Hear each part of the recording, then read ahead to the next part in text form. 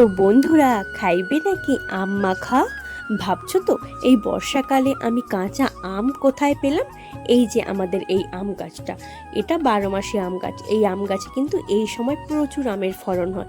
এই বছরও হয়েছে মোটামুটি। আর এই যে গাছ দেখো, গাছের গোড়ায় কোনোটা ফাটা, কোনোটা ফুটো, কোনোটা পাকা, ছোট বড় অনেক আমই পড়ে আছে।